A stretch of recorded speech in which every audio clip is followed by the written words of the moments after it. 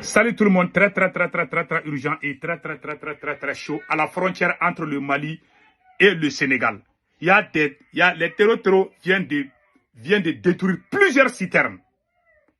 Il y a des vocaux, il y a les vidéos. Je vous laisse écouter d'abord les vocaux et après on va aller avec comment on appelle là et voilà, écoutez.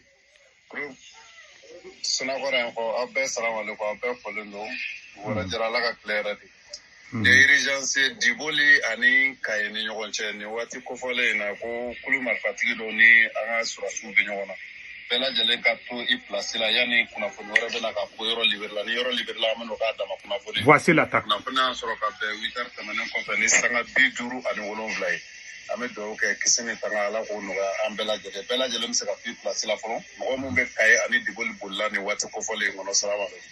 Voilà, c'est le chauffeur. C'est un chauffeur qui vient de faire le communiqué. Au même moment où je vous parle, à proximité de Bamako, à Baguineda, les habitants m'ont envoyé les vocaux. Les habitants ont envoyé des vocaux partout pour alerter les autorités parce qu'ils sont aux alentours. Les terroristes sont venus en grand nombre.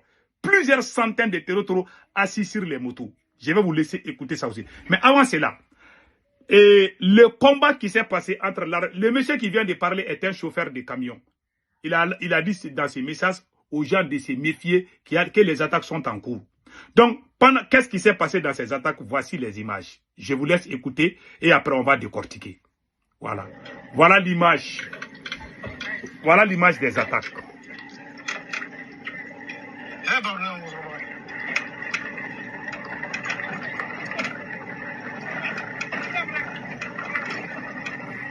Vous voyez, ils ont brûlé plusieurs citernes. Voilà. Voilà ce qui vient de se passer. C'est la frontière d'Iboli, c'est la frontière entre le Mali et le Sénégal.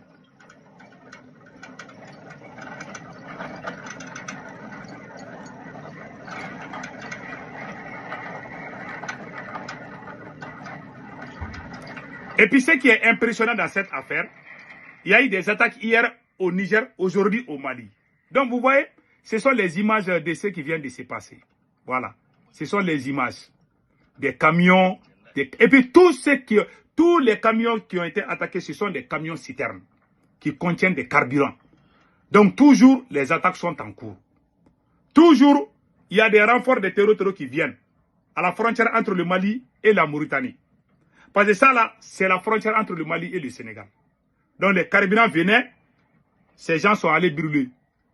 Et voilà ce qui se passe. Vous voyez, il y en a beaucoup. Je préfère arrêter ça d'abord. Voilà ce qui vient de se passer.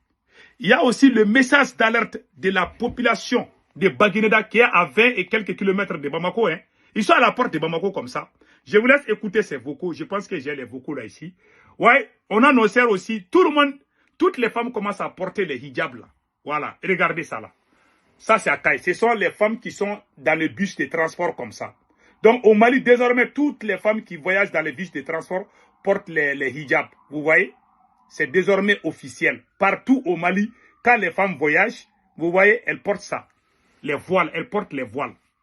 Et pire encore, voici le message. Voilà. Voici le message des habitants de Sanangoro, je m'excuse, de Baguineda.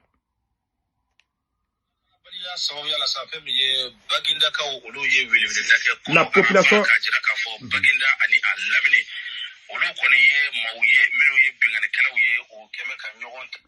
Il dit que la population de Baguineda alerte les autorités maliennes. Baguineda, c'est à la porte de Bamako. Hein.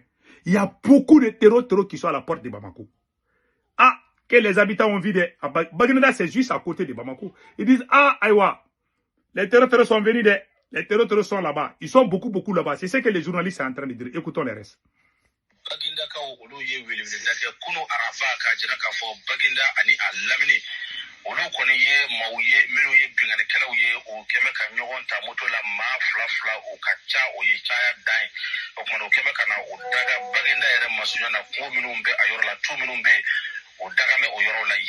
o kumana ma minnu tara kungo kɔnɔ ka t'u ka foro labaara walima ka taa ci wɛrɛw ɲɛnabɔ o tigilamaw seginnen kɔfɛ ka na dugu kɔnɔ olu ye a kunnafoni lase o kumana Baginda dugu kɔnɔ lakanabaa minnu bɛ yen o sera olu ma ka kunnafoni lase u ma o kɔfɛ u bɛ se ka kunnafoni lase yɔrɔ o yɔrɔ walasa ka maaw tulo lasɔmɛ o ye o kunnafoni lase u y'a jira k'a fɔ bingannikɛla ninnu nalen o kɔni ma se mɔgɔ ma fɔlɔ nka maa minnu don u man ɲi mɔgɔw kɔrɔ. Voilà, les habitants sont venus alerter les autorités, surtout les camps militaires qui se trouvent là-bas. Ils disent, ah, si vous dormez là, ils sont beaucoup, hein, ils sont sur les motos maintenant, ils sont en train d'encercler.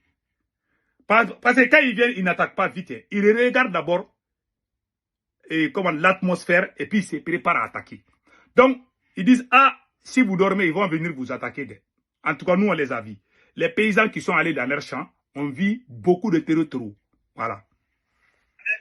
lakana balila sababu la safe mi ye Baginda ka olu ye wele ke kunu arafa ka jira ka fo Baginda ani alamini olu koni ye mawye nga maminu do o manyi mo ko o kuma na obe anyini jamana fe o ka fera bela jile ke ka wili ka jobo da kata ni manunu koni yoroma janya ka bo Baginda ani alamini na o kuma na no make bengan kala no bi se ka bi Baginda kanka no ye lakana bo da me yoroma na wala maka bengan wala ta kanisi bo ko dugu ba ma ina fo bi dili ko nyona ke chugo na. Voilà. Soit ils vont attaquer Bamako, soit ils vont attaquer Baginda. C'est ce que les journalistes sont en train de dire. Écoutons le reste. Un homme averti en Bouddhi.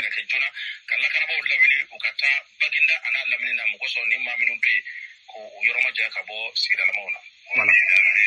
Voilà. Ils disent qu'ils appellent les autorités maliennes d'agir avant qu'il ne soit trop tard. Parce que quand ils vont quitter là-bas, ils vont venir attaquer Bamako. C'est ce qu'ils ont dit. Voilà. Donc, ce sont les messages d'alerte. En tout cas, que Dieu bénisse le Mali, que Dieu protège le peuple malien. Ce sont les nouvelles qu'on vient d'apprendre tout de suite. On est tous inquiets, mais Inch'Allah, ça va aller. Ne baissons pas les bras et ne craignons pas. Avec l'aide d'Allah le Tout-Puissant, je pense que nous allons partir, Inch'Allah. Nous allons gagner. Nous allons gagner ce combat. Mais voilà le vrai problème qui est là. Et puis, il y a alerte partout. Non seulement il y a alerte partout, il y a des gens qui se plaignent partout. Même hier, même ce matin, je vous ai montré cette vidéo-là. Voilà. Ces femmes-là se plaignent aussi à cause d'insécurité. Voilà. Voilà. Ah, vraiment, nous souffrons. Vous voyez, ces femmes-là portent même les voiles. Même quand ils parlent, tu ne portes pas les voiles, les terroristes, quand ils te voient, ils vont t'attaquer. Donc, c'est devenu quelque chose qui est officiel au Mali. On prie Allah de protéger le Mali. Voilà mon conseil à tous les Maliens. Assimi Goïta ne paye rien. Vous savez, depuis qu'Assimi Goïta a arrêté les généraux là, Abbas Tambélé et Nema Sakara, j'ai dit que c'est fini. Assimi a détruit l'armée malienne. Je vous dis, peut-être il y en a qui sont en train de dormir d'abord. Quand ils vont se réveiller, ils vont me dire que ce que je disais, c'est la vérité. Assimi a décapité l'armée malienne. Assimi a détruit l'armée malienne. Quand Assimi doit quitter au pouvoir, il ne paye rien, il n'a aucune solution. S'il reste au pouvoir, le Mali va devenir comme Somalie, ou la Libye, ou le Soudan. Je vous jure, gardez bien cette vidéo. Tant qu'Assimi est là, il n'y aura pas de solution. Il n'a pas de solution. Il a passé tout son temps à créer la haine entre les gens. Une population divisée est fragile. Les ennemis trouvent des voies et moyens pour vous infiltrer. Ces territoires-là sont partout au Mali. Ils sont partout au Mali. En tout cas, tant qu'Assimi Goïta, il faut qu'il y ait un bon président qui va unir tous les Maliens.